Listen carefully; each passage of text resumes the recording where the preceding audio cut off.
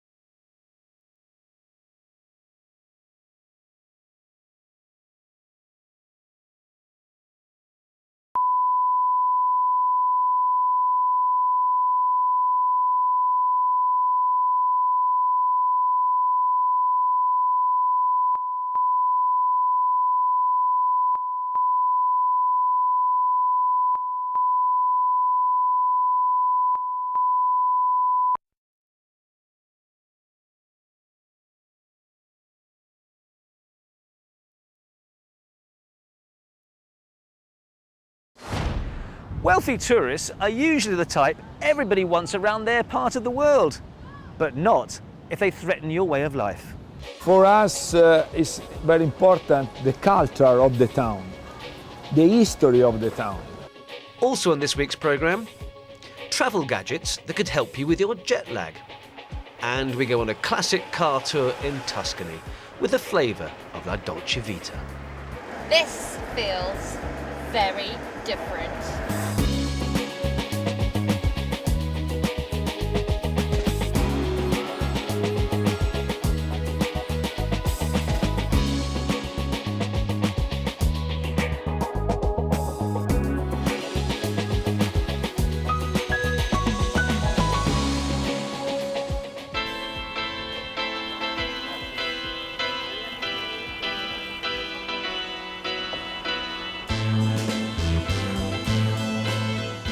Hello and welcome to a fast track special on the Italian Riviera.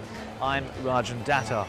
Now this is a story about power, wealth and pride, about old values versus new money. This is Forte dei Marmi. That is the fort, in fact. Some people call this place a rich man's playground, but it's also home to a local community with traditions that go back hundreds of years. And it's a way of life that many fear is being threatened by the demands of the modern tourist. When you wish upon a star. Once upon a time in Tuscany, there was a little settlement by the sea, just a few kilometres from the Apuan Alps. Here was a simple rustic life, but the hillsides were discovered to be blessed with marble, and so in the 16th century a famous artist arrived in town. The Pope of Rome called Michelangelo and say, in Toscana there are the Alpi Apuane, the mountains, and these mountains there are the marble. The little village, now called Forte dei Marmi, became an established port, famed for its craftsmanship. By the 20th century, it had then evolved into a seaside hotspot for Italians. It's all change in this new millennium, though, because a new type of visitor has started to come. Celebrities, financiers, tycoons from Russia and the Middle East, and they want more modern amenities. This real estate agent's own family go back 150 years here, but she believes you've got to move with the times. The level of the houses became better because they are particular customer, they are rich of course, and they need not a tradition, but they prefer new houses, with the luxury houses, houses with the swimming pool.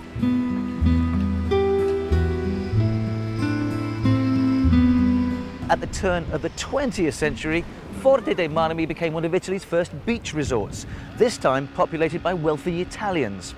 Now there's a different breed, a new breed, who are doing the same thing. So what's wrong with that? Well, actually, it's caused a bit of a storm in this calm seaside town. Some local people are worried that the soul of Forte dei Marmi is under threat. New laws have been passed by the council ensuring the preservation of wooden structures, traditional colours and homes for local people who are otherwise being priced out or selling out of the area.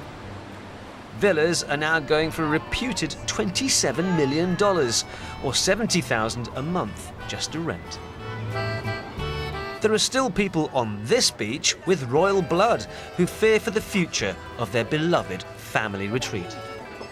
All the prices this place increase in an incredible way. Price, of course, of the houses, of the rental, also of the shops. Everything is made and done for Russian. The mayor of the town, the son of a tailor, is from very different stock, but he's just as concerned about preserving the old way of life.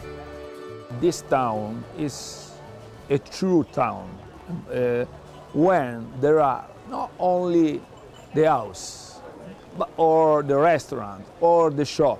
For us, it's very important the culture of the town, the history of the town. The critics say the new breed are changing the landscape with their desire, for instance, for white awnings, chairs and beach huts rather than the traditional green. Cash-rich and time-poor, these new visitors demand other mod cons too. Like you'd find in this new boutique hotel, one of the few to be allowed to go 4 floors high. Financed by Russian investment, it charges $1,400 a night minimum. But according to its manager, it takes service to a new level. We've started getting wealthy Russians that started coming here as well, and then it's word of mouth. People started, finding out about the news and then on TV, and then we are getting now requests from clients that have never heard of Forza Marmi, but they might have heard, but they've never been here, and then they would like to experience it for themselves. But for humans with a taste for luxury, big-name brands now adorn the town's main square. Not necessarily to everyone's liking, mind you. Ostentatious wealth really isn't the style here, say the locals. If you've got it, you don't have to flaunt it. Instead, enjoy traditional Italian artisanship and craft, and most of all, Tuscan cuisine. Hey, hey, hey, hey. When you come here and you are a rich man, it's very important that if you are a big Ferrari, okay? Your Ferrari remain in the garden and you take the bicycle, because in Forte dei Marmi is very important, the bicycle, okay? Prestare un soldino di sole perché regalare lo voglio a te, lo potrai posare. E devo dire che a me va via qualcosa dentro quando mi... A couple came into my restaurant and ordered 2 bottles of red wine, worth $1,300 each. They drank a glass from each bottle and left. It's not because they didn't like it, but because it was a very expensive bottle. I don't like it when people flaunt their richness into my eyes. È rimasta la bottiglia lì. But others say picking on Russians or Middle East visitors is unfair. Yes, they demand better service, but they also respect the local traditions and are putting Forte dei Marmi on the map. I don't really believe that there's anything to be afraid of. If you look at the history, actually Forte dei Marmi has always been a place for Italian jet-setters who used to come here. Later on, it's become more famous also among the European clients, then also Russian, now American, as what you can see, and that's life, And I think the town will definitely benefit from this. And these Russian visitors certainly appreciate the area for what it is, not as a home from home. When we came in June, we discovered that the half of Moscow is here.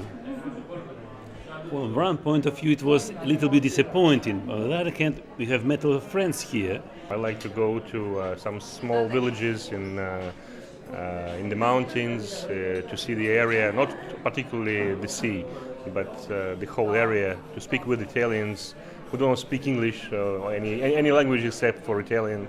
I like the atmosphere here. Across Italy, there are signs, nonetheless, of a growing resentment towards the super-rich from afar, with their fancy yachts and jet-setting lifestyle.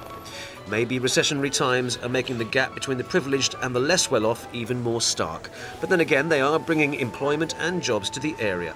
And many people actually working in the service industry here, in shops and markets and restaurants, weren't complaining about that.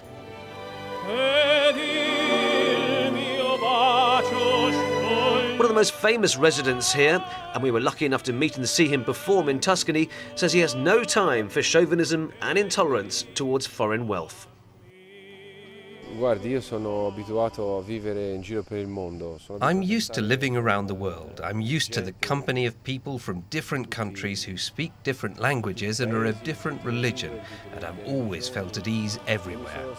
I'm not afraid of what you're saying. I believe that the mix between cultures brings civilization and, in the long run, peace and well-being.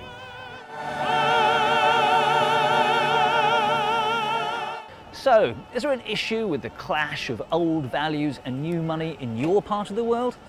If so, email us at fasttracktravel@bbc.co.uk. Right, let's see what else is making news in the world of travel this week. Room rates across Asia are getting cheaper. That's the claim of bookings website Hotels.com, who've just released the results of their twice-yearly survey into the cost of rooms at 125,000 hotels around the world. They say on average you'll pay 6% less than last year to stay in Asia, 2% more to stay in Europe, while room rates across North America have increased by 4% on average.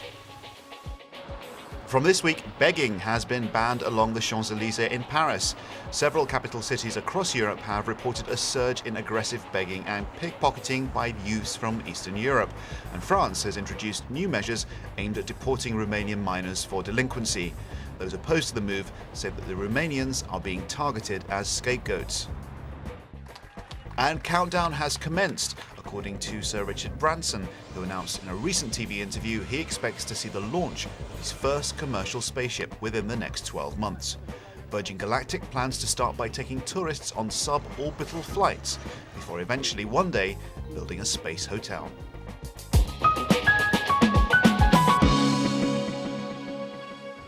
Don't go away, because coming up after the break, Tommy is back with, amongst other things, a musical suitcase that you've got to see and hear to believe.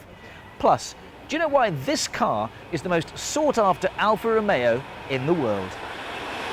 See you after the break.